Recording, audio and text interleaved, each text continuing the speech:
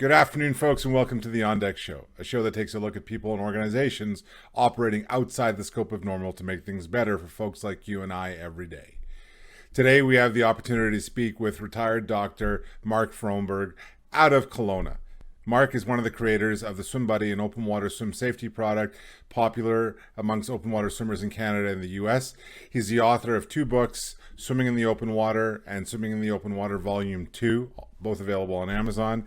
He's an advocate for open water swimming, and he's passionate about the subject. He believes that everybody should know how to swim, and especially know how to swim in the open water, seeing as so much of the Earth's surface is covered with water. Today, we're going to dive into some of those topics, and we're just going to let Mark tell us about the open water and why he loves it so much. We welcome Mark. All right. Good morning, Mark. An official good morning. So I realized after I recorded that intro, I left out the fact that you are one of the principal organizers of the Across the Lake Swim, which is definitely a notable fact because it's the biggest open water swim event in Canada. And I say event because I believe that like you have a you're much more connected with the open water than most people are. So I would say that it's much more than just a race. It's an event. It's an experience. So I want to get into that in a second, but I want to start with you as a doctor. So I know that your history as a doctor, you always put the person first, and you believed in, doing what was best for the person and not necessarily traditional medicine. Is that accurate? Can I say that? In medicine, there's been traditionally what's called a paternalistic approach to patients, where you go to see the doctor with your problem, the doctor owns the problem, he tells you what to do, and that's it. But in the last decade or two, there's been an increasing movement toward empowerment, in the sense of giving the patient the control of their destiny, if you will, to actually work with the patient, give them directions, and then they own the problem and they can work with it. So they become not so much a dependent person on the doctor, but they actually become independent and stronger. So by empowering people to get them to make healthier choices, not smoking, not drinking too much, exercising well, eating well, resting, sleeping, less stress, these are all motherhood issues. And yet, unfortunately, a lot of medicine is dictated by the prescription pad, and I've never really liked that very much. So I've often thought that, hey, if you do everything right, your need to visit doctors is going to be fairly limited, and then you're going to maintain your independence, your health, and your vitality for much longer. Fair enough. And there's a connection there in terms of that holistic approach and the connection you have to open water swimming. So I know we've talked about this in the past, and you've talked about it as a transcendent experience and so on and so forth. So maybe can you elaborate on that a little bit? Yeah, as you pointed out earlier, 70% of the Earth's surface is water. So we're all sort of intimately familiar with water wherever we live. You can't actually survive anywhere without at least some of it. So whether you live by a river, a lake, or an ocean, you're going to be likely near water. And so we have a relationship with it, whether we like it or not. And yet so many people have never really gotten comfortable with it. And that included me, actually, for the longest part. I never really had any formal swimming lessons as a kid. And because of that, I always had some trepidation being near water at times. Like when somebody would say, hey, let's go to the beach and play football or something, I'd be the one hanging back and watching everybody, sort of thing. And yet getting into water, once you get over the fear of being in it and understanding that the water will work with you if you let it, and the water isn't out to get you in any real way. You just have to work with it. Initially, it kind of feels like working with a clumsy dancing partner or something, but the point is that you can learn to enjoy it, and it can be actually a transcendent experience because it gives you a sense of independence and freedom that you never had before, once you feel like this is no longer your enemy. So I've always been, one of the reasons I've really enjoyed working with the Across the Lake swim process is that, as you say, we try to make it more of an event for most people. Obviously, lots of people race the event to see how fast they can do it, but most people honestly are just happy to do it. And there's something to be said about the victory of mind over matter, to be able to swim over a deep lake, 2 kilometers worth, keeping your head the whole time, just focusing on what you need to get done. And so many people, when they finally put their feet on the sand, they're not even out of the lake yet, and they've already got their arms up going, yes, I did it, even though there's a finish line still another 20 meters away. Hey, you got to cross the line. And they go, no, I don't. I've already done it. I've already succeeded. So at the end of the day, I don't even think the racers care so much what their time was. What they do care about is that, hey, I did it. I crossed this lake. And in that sense, it makes you more than you were. It makes you, it grows you internally. You've succeeded in overcoming a hurdle. And everybody who crosses that line is, I can tell you, they're smiling, they're happy. It's a very powerful, positive feeling. Yeah, and I want to come back to that in a second, but you touched on something there that I want to get to first. So along the lines of what you do with Across the Lake, there's also Okanagan Swims, where you guys in your organization, you actually fund swimming lessons for kids grade 3 and below. Is that correct? Yeah, so it's actually mostly grade 3s. I think below, I don't think, frankly, there's probably not enough money to do all of that, but we've just decided that the right age is probably grade 3, the 8-year-olds, if you will. They're old enough to be physically there. They're already into the routine of school. They're more teachable, perhaps, than the average 5 or 6-year-old.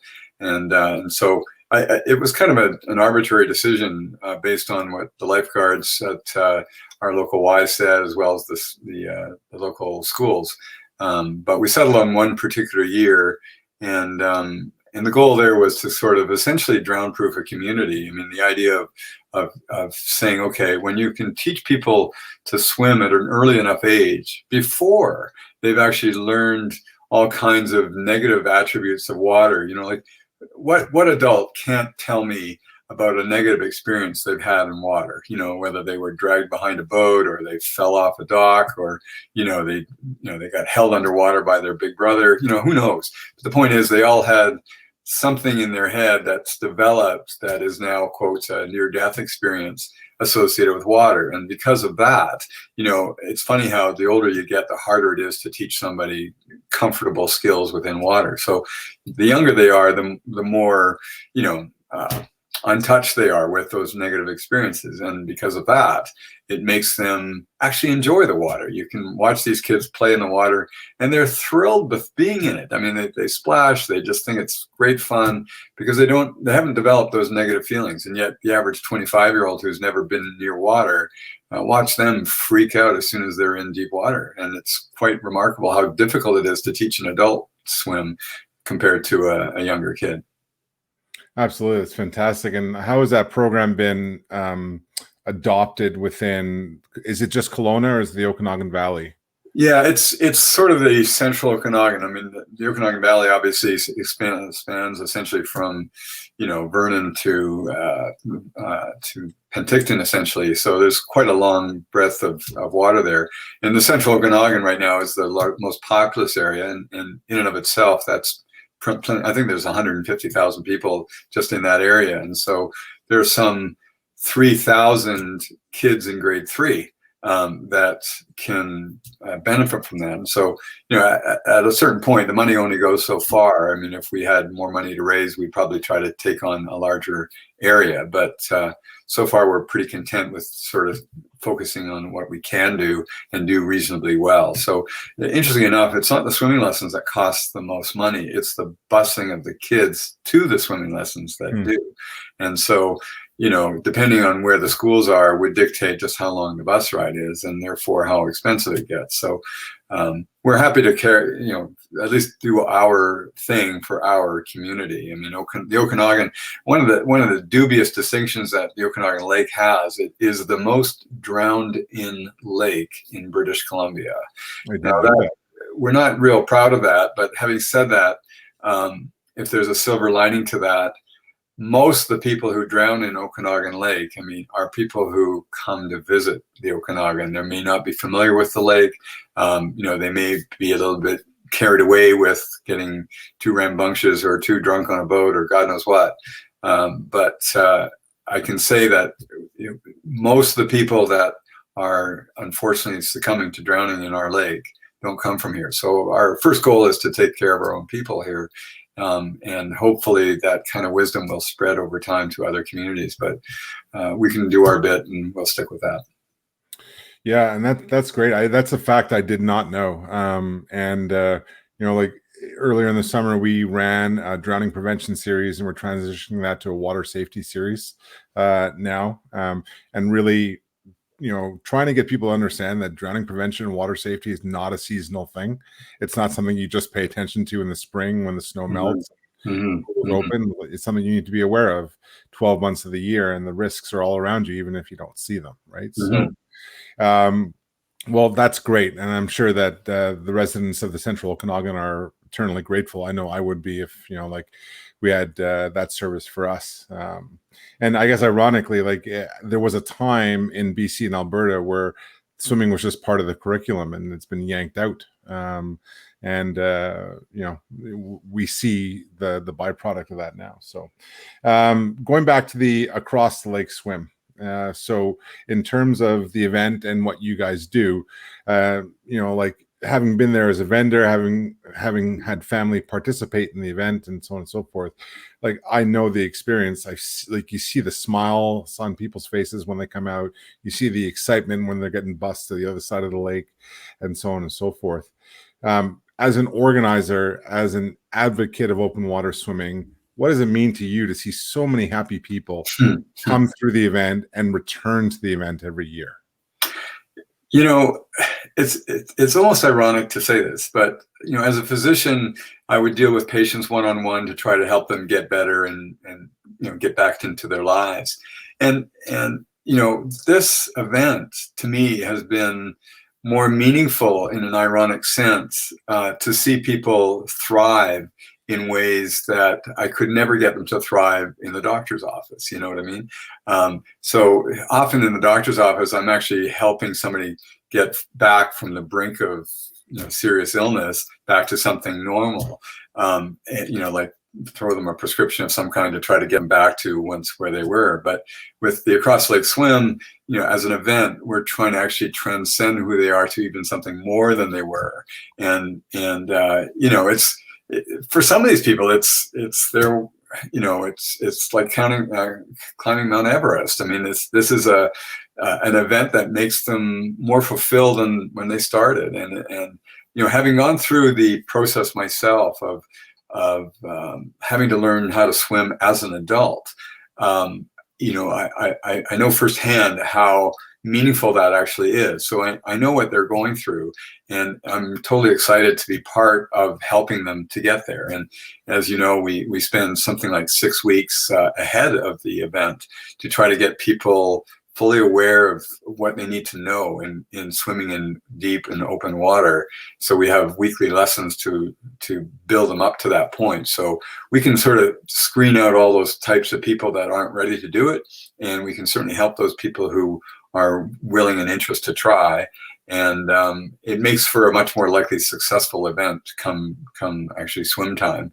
And as you say, I mean, when you see all these smiling, happy faces, this sense of cumulative victory, if you will. I mean, their victory in a sense is my victory too, because we've shepherded them in that direction to a point where, yes, I did it. And of course, the minute that you actually have some meaningful, significant event that you've succeeded in doing, then it opens the door to other things in your life. Like, hey, if I could do this, I can do that. And it's just a matter of working at it and being diligent about it and committed to it. And chances are you can do that. So that's why I say those swimming lessons that we have, in a way, it kind of weeds out all those people that sort of sign up as a lark. Oh, maybe I can do it. Sure, I can do it. I've swum once in my life or something. It doesn't seem that far. And we kind of call them on it in the sense of, okay, well, come on out and let's just see how you can do. And it's amazing how many people go, wow, I just didn't realize how much different it is to swim in open water than it is in the pool. We're going to get into that more in a bit. You learned to swim as an adult. Yeah. So why? Well, let me just be frank and ask the question: what took you so long to learn how to swim? Well, I mean, first of all, opportunities were limited as a kid to get swimming lessons. I guess I was, although I grew up in the greater Vancouver area, so I wasn't very far away from water. The ocean was sort of more intimidating. And, I mean, I guess I was preoccupied by other sports at the time. I mean, I played lots of baseball and tennis and whatever. And so I was happy from an exercise point of view to do all those things. And I remember having a friend who was in a local sort of swim club, and she was getting up at 5 a.m. to go swimming. And like, that was just not in the cards. So I actually thought, like, that's all fine. But I did actually have some friends of mine who were good swimmers, and they would kind of go, hey, let's go to the beach and play football in the water and have, diving catches in the water and all this kind of stuff.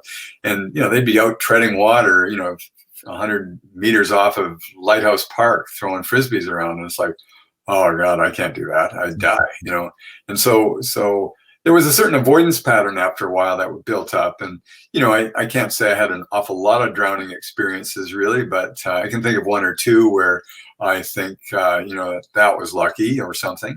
And those kinds of things sit on you. And of course, there's a feeling of inadequacy that sort of settles in on you. And like I can sort of do the avoidance pattern for so long. But, in my early 40s, my wife was a lifeguard growing up, and she's actually a very good swimmer. And when our kids were young, my wife had them in the pool when they were 6 months of age. And by the time they were 5 and 6, they were pretty good swimmers, I mean, they certainly didn't have water phobia or fear. I mean, like, they just kind of loved to splash around and all that kind of stuff. And then there was a time where, like, I'd be sitting in the kiddie pool with the kids, and they'd kind of go, tired of this. I'm going to go into the pool and do some lengths. And here I am, the grand patriarch of my family, and I'm the kid in the kiddie pool, while my kids and my wife are doing laps in the pool. And it's like, oh, there's something wrong with this picture, So, I think the worst part of it was thinking that, gee, if I ever fell off, if we were on a family cruise on a boat, we fell over, my kids would be trying to rescue me as opposed to the other way around. And frankly, I'd probably freak out and drown them both in the process. So I just couldn't sit still for that. And I think a couple of things came together all at once. One, it was this sort of nagging feeling that wasn't going away. And the other one was I had a back injury from playing squash, I think, and I couldn't walk, and I couldn't run, and I couldn't do all the sports I really needed to do. And the only place I didn't have pain was in the pool, and yet I couldn't swim. So I actually had to sign up for swimming lessons, which was a very humbling experience, where you just kind of go, oh, geez, I hope nobody recognizes me here. I just felt like a total nerd, But so it went. It was okay after a while, but it was a big, big first step to do that. And from there to here, where, like now, I guess I would say you're probably a subject matter expert in terms of open water swimming. You've written 2 books. You host a major event in Canada. You coach open water swimmers, and so on and so forth. So going through your website, you list a few points that kind of summarize open water swimming for you. So I want to go through those, and maybe each one of them, you can just say a few words on it. So enriching your experiences, what does that mean? Well, as I said before, if you can do something that successfully, first of all, it can actually allow you to consider other bigger, better things in your life. Hey, if I can swim, why can't I consider going surfing in Hawaii, or learn how to kiteboard, or, like, all of a sudden your life actually opens doors to you in various ways. And so in that sense, it gets enriched. But even before we get to that, swimming as an experience, this is something I didn't really expect. And I get it mostly when I swim open water, and not so much in the pool.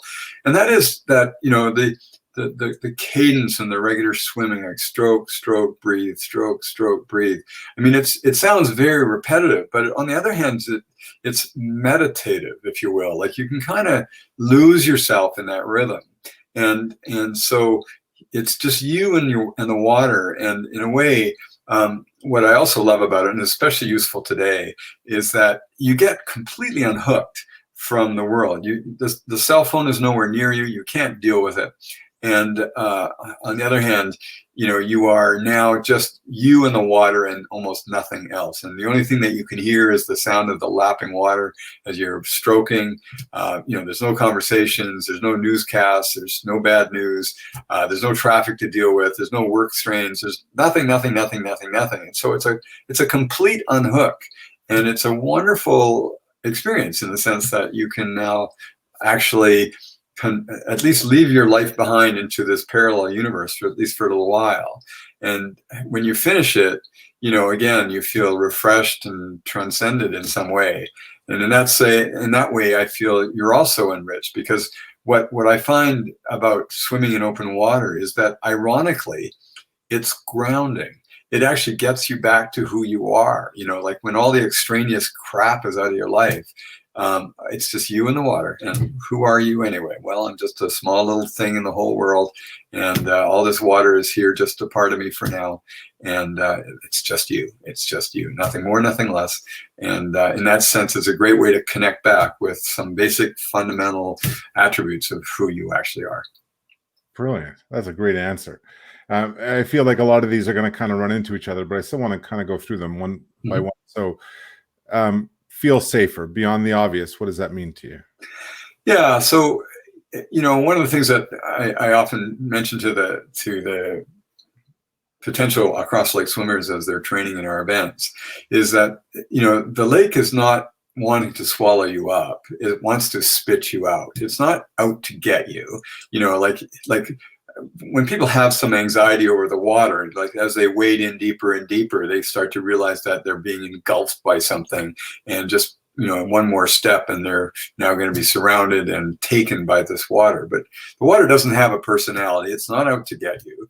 And one of the things that we often do, I just call it the sit on the bottom drill. We're in about 4 or 5 feet of water, and I ask everybody to sit on the bottom and just go down and try to sit on the bottom. And nobody can do it for much more than a second. They all just slowly pop right up. And of course, I admonish them and I say, listen, I asked you to sit on the bottom. And they go, I can't. And I go, well, exactly. Right? You have to wait for it, but the water is trying to push you out. It's trying to bring you back to the surface. And I don't care which part of the lake you want to do this experiment in. I can guarantee you it's exactly the same everywhere you go. So if you get a feeling of the safety and security of what the water situation is, I mean, of course, there's lots of things to know about every particular source of water that you're in, whether it's a fast running stream or a tidal current or God knows what. I mean, those are all important things, but essentially about the water itself, it's trying to float you up. It's not trying to swallow you up. So in that sense, your feeling of safety and security is actually improved by learning how to swim confidently in open water. Great tip. You kind of touched on this before, but enter a new fitness realm. Yeah. So, especially for old farts like me, when the joints start to hurt a lot, when I mean, I've played a lot of running type sports, soccer, baseball, and I've done triathlon and tennis and squash. Are all hard on the joints after a while. Running, running has, ever since, the Cooper aerobics phenomenon, the jogging phrase that started in the late 60s, early 70s, running has certainly been the sort of mainstream event for fitness, cardiovascular fitness. And fair enough, it carries on well today. And of course, sports like marathons and triathlons have really embraced that. But it gets harder to do as you get older, and you don't even have to be that old before you start complaining about, oh, my hips are hurting, my knees are hurting, all that kind of stuff. And yet, in the water supports and suspends you. It's not hard on the joints.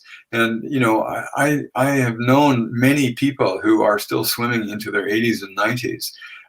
And it's the one place where they can actually have sort of gentle resistance, and, you've probably seen sort of these water aerobics classes, if you effectively. And the people who actually like those the most tend to be slightly older, or people who've had bad arthritis or things along joint problems, past histories of joint pain or surgeries or God knows what. And part of that is simply because that gravitational force right through you is missing. And now you can actually start to move in ways that only has gentle resistance. I've had probably dozens, if not hundreds, of running injuries. I can't recall having had a swimming injury in all the time I've done it.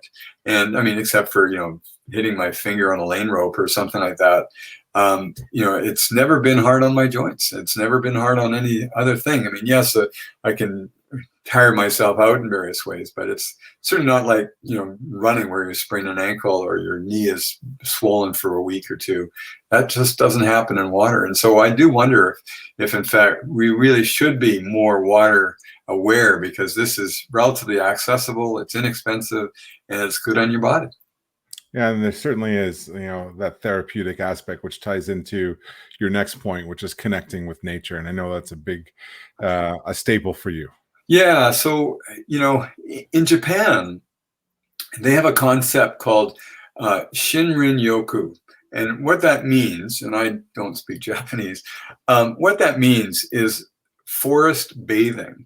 Now, I hate to sound stereotypical, but the Japanese people are hardworking people. Many of them work 10 and 12-hour days. They work 6 days a week. They're often trapped in cubicles in downtown Tokyo, sort of thing. And you can well imagine this sort of it's a very sterile environment. There's nothing natural about it. You don't even see the air half the day.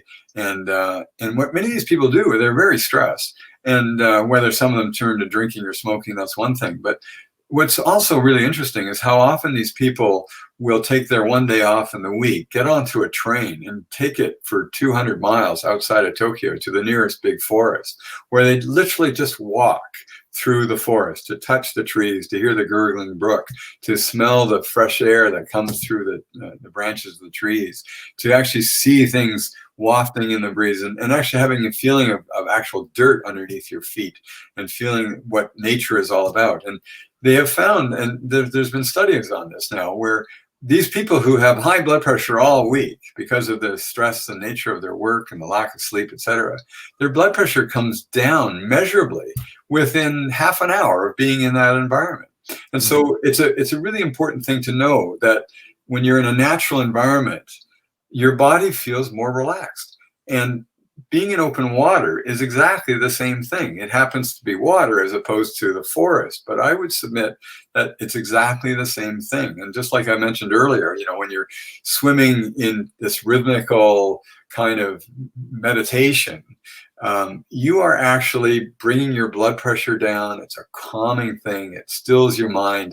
And in that way, it's terribly therapeutic. And that connection with nature, to me, should be for all of us two things: getting into water and getting into the forest, away from houses and buildings and highways and cars and things like that. And I would add probably disconnecting from technology. So yeah, and that's actually a big part of it. Yeah. So your next point is de-stress. We've kind of covered that with what you just said. And your final point is become life confident. What does that mean?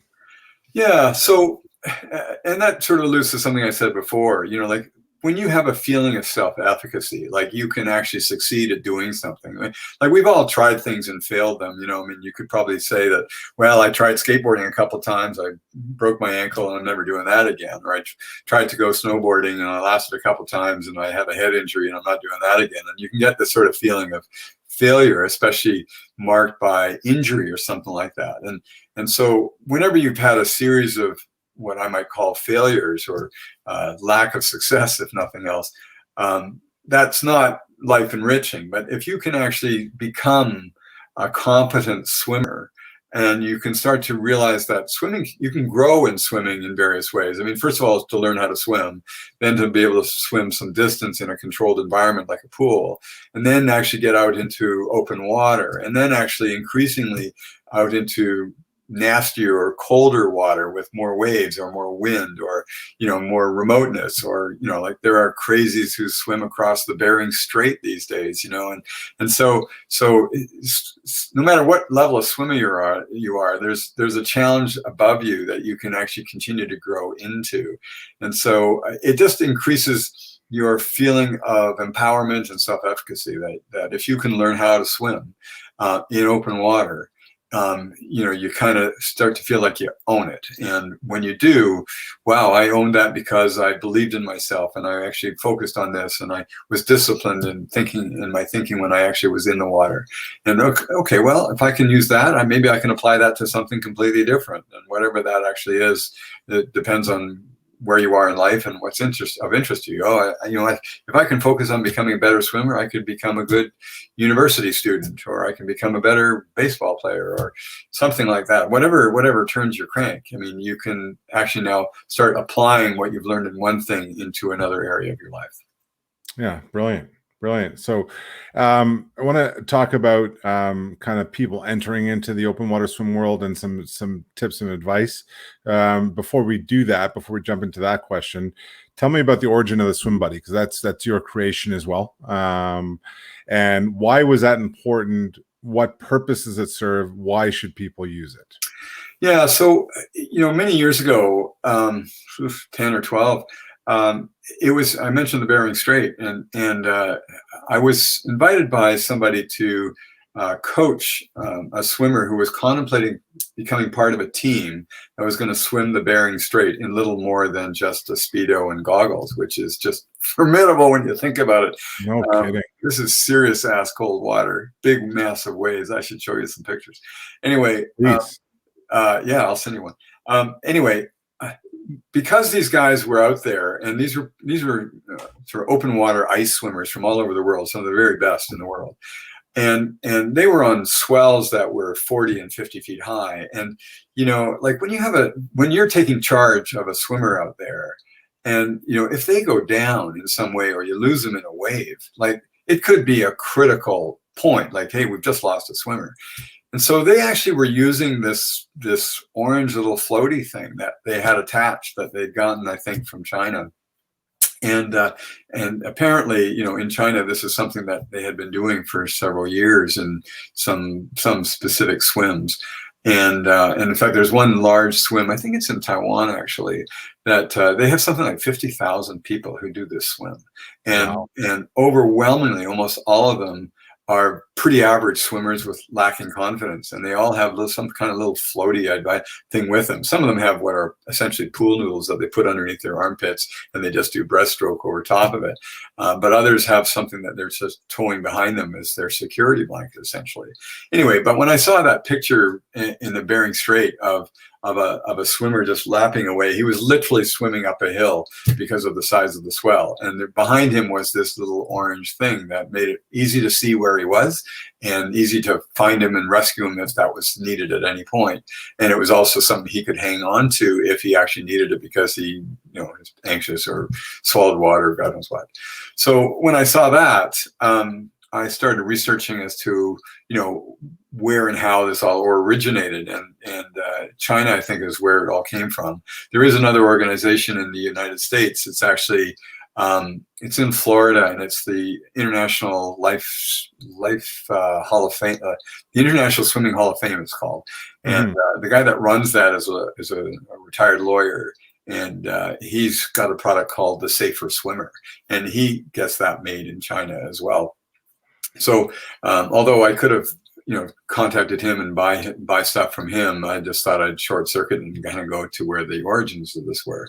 And so after finding a couple of companies that were able to make these things, we've settled on one that had pretty reliable service and good quality products, and we've been bringing them in ever since. And the whole concept of this personal swim buoy, as it were, is something that you can tow around behind you.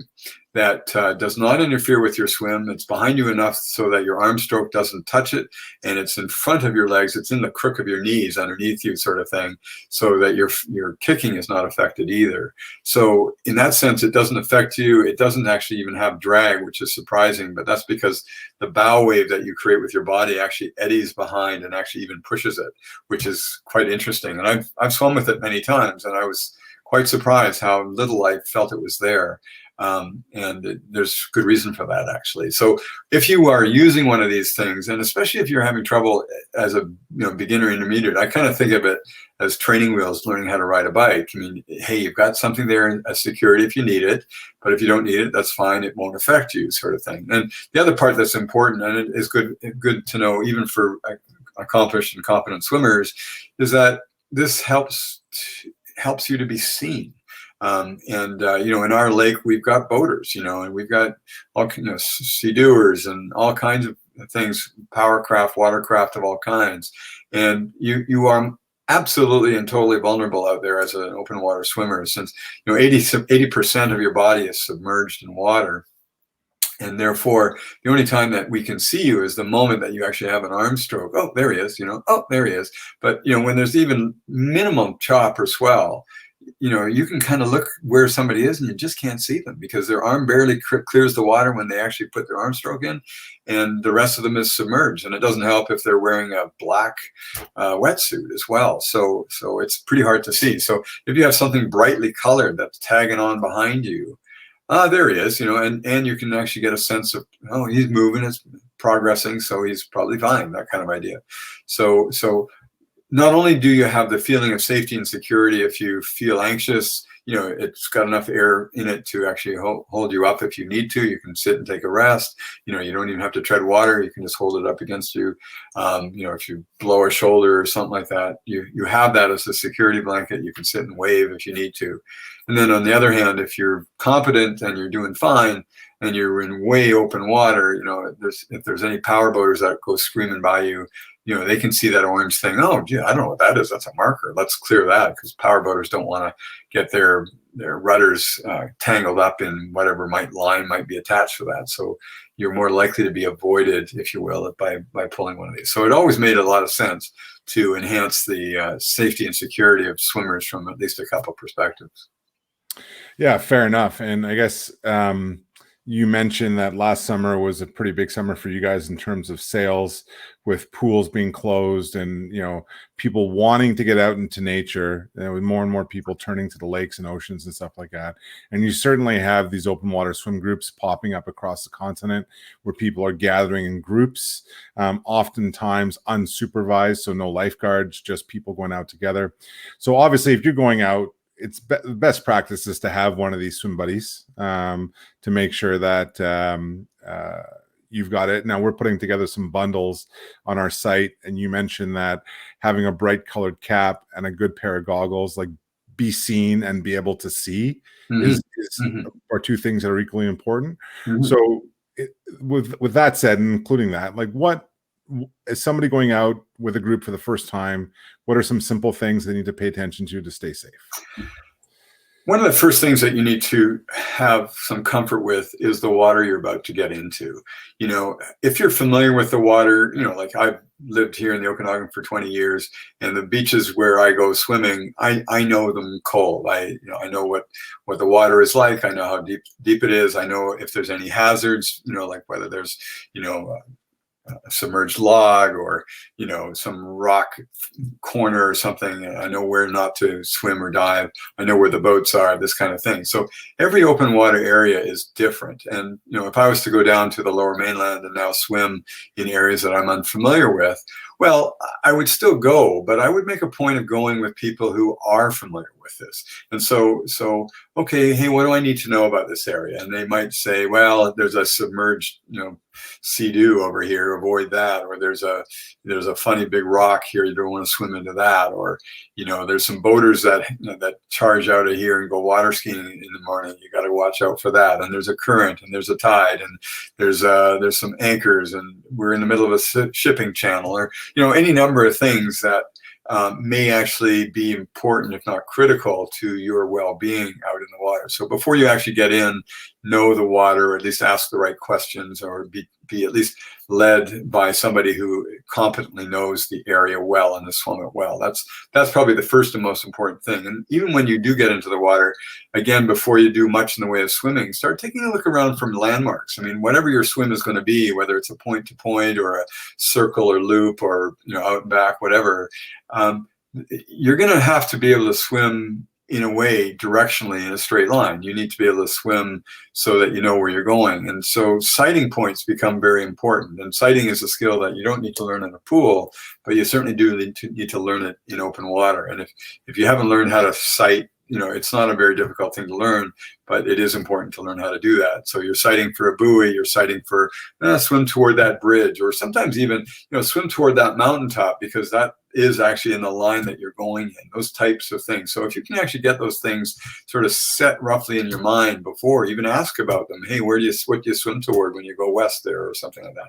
Those are all important points to make sure that your swim is an efficient swim and that you don't wind up sort of drifting off into some place where you shouldn't go. So familiarity with the site is probably the first most important thing. Secondly, the most important thing from an acute health point of view is frankly the temperature of the water. Even when it's a lovely summer day, it could be 25, 30 degrees in Vancouver or Kelowna, wherever you are. The water temperature will be less than that. And whether here in the Okanagan, I mean, we've had an exceptional summer here, of course, but most of the time, 22 is what we mostly expect as being about as good as it gets. But even at 22, that's still 15 degrees colder than your body temperature.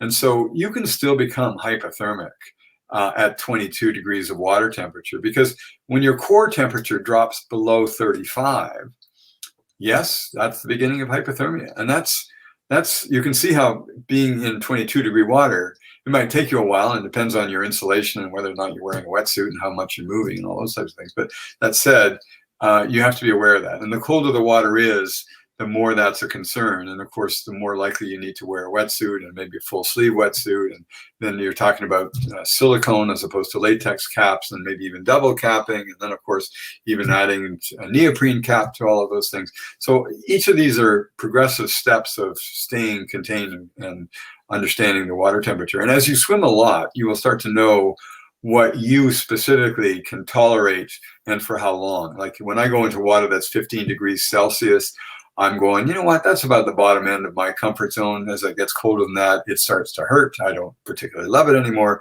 I like the challenge of it, but I also say, I'm going to limit my water exposure to 30 minutes or something like that, as opposed to in the midsummer, I'm going to go for an hour and a half swim or 2 hour swim or something like that. Yeah, brilliant. All very, very good points, and things that, certainly from your experience you would know. And, we'll make sure we highlight these as we put together the transcript and the show notes from this particular episode. This has been fantastic, Mark. You've imparted and shared a wealth of information. Any final words for, people getting into the open water, experienced or unexperienced? Just final thoughts. Well, as you mentioned earlier, the idea that this summer or last summer particularly, has been sort of a watershed year, pun intended, that has actually allowed more and more people to consider swimming in open water, as you say, because pools were closing. And this is the way it used to be. Like if this was 50 years ago, before every community had their own community pool, people would swim in open water. That's where they would actually learn to swim. And the experience was sort of less controlled. And I think initially we've always wanted to gravitate towards something that was safer and more secure, which was the pool. But now we actually want to almost get away from that for a couple of things.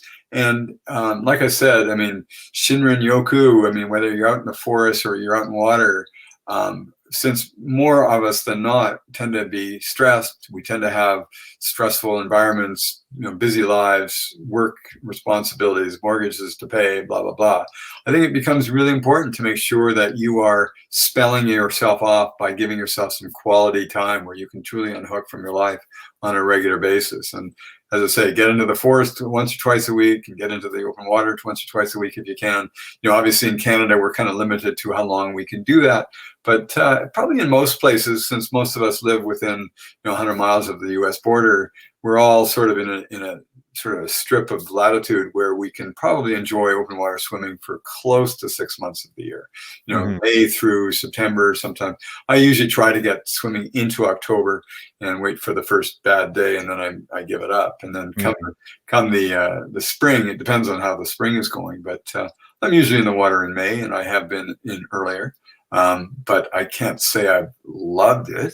It's painful, but nonetheless, it's sort of one of those things that, okay, how do I get through this? And like, okay, I'm just going to ease my way into it. I'm going to adapt as I can. And yes, this is painful, but I still have to focus on what I need to focus on, controlling my breathing, all that kind of stuff. And so swimming is easy. It's cheap. It's something that anybody can do. You can do it for a lifetime.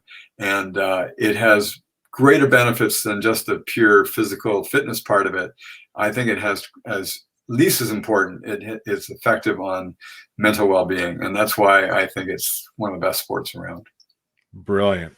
So let's finish off by just talking about the origins of the across the lake swim, because I think it fits real nice with what you just said in terms of what life was like 50 years ago. So the origins of the across the lake swim are literal and true to the name. Yeah. So, back in, and I wasn't around then, but the across the lake swim has been around in various forms for almost a century, and it became more or less formalized as a regular annual event, I think, in 1949, which obviously predates me. But that said, back then, Kelowna was a small community. It had 10,000 people. It was a fruit growing area, and most people lived either right on the lake or very close to it. The lake was the recreation site, and people would be water skiers, or back then there was a tower dive that you could actually become good at. And of course there was a handful of kids that were learning how to swim. And there was a place called the Kelowna Aquatic Center, which happened to be an outdoor pool sort of fashioned in the lake. It was just a whole bunch of basically a log boom surrounded by decks, if you will, and they actually even had a tower dive there.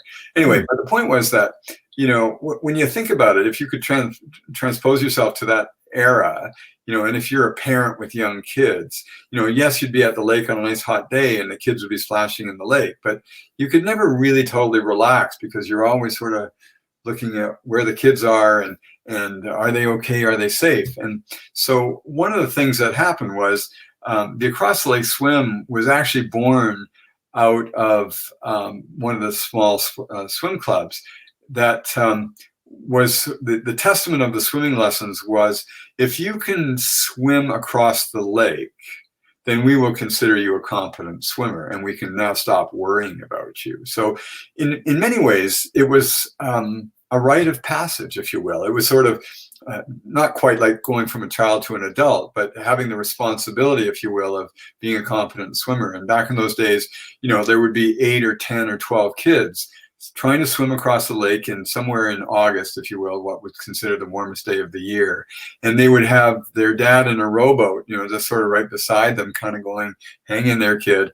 And back in those days, there wasn't wetsuits or even goggles. And so these kids were doing it, right? And, like no one really cared about the time either. And these kids would swim, and sometimes the winds would chop up and it'd be a tough swim, and these little buggers, they were 10 and 12 years old, 14 years old. And if they swam across the lake, you know what? Mom and dad stopped worrying about them. And now they could sit at the side of the lake, with their friends. And yeah, the kids are out swimming. Who cares? They're good, So it was a rite of passage. And so for the longest time, this was really about kids. But since that time, and with the growth of the Across the Lake Swim, it's much more than just about kids. It's families, it's adults, and people like me who learned how to swim as an adult. It's still a rite of passage, and it's still just as meaningful, if not more so, for adults to actually get over this amazing hump of being competent enough to swim across the lake. Well, that's brilliant. That's a great story, great explanation. explanation, excuse me. And anyways, fantastic time, and I really enjoyed this, Mark. Like, you've shared a ton of information. It's always great to talk to you. You can feel the passion kind of oozing out of you as you talk. So no across the lake swim this year, at least not in its traditional format.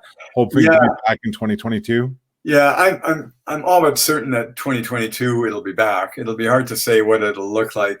Obviously, these last year and a half or so has shaken everything to its core, and we weren't able to organize it, even though various sort of restrictions are lifting. It's still just in the process, and when you create an event that has 1,000 swimmers in it, you need several months of lead time to basically make sure that everything is, if all the ducks are in a row in a sense of safety and all that kind of stuff. So we just could not, in all good faith, sort of go for it and organize this starting in April or something, not knowing whether or not we were going to sort of have to rescind all the orders and everything else. So next year has got to be a better year. Whether it winds up being smaller or more spread out, or who's to say? I don't know, but there's still a fairly tight group of people who are still passionate about open water swimming and the event in particular. So we'll see how it plays out. But keep your eye on the acrosslakeswim.com website. It'll tell you the latest on what's happening. Sounds good, and get yourself a swim buddy. Yeah, there you go. Well, Mark, thanks a lot for your time today.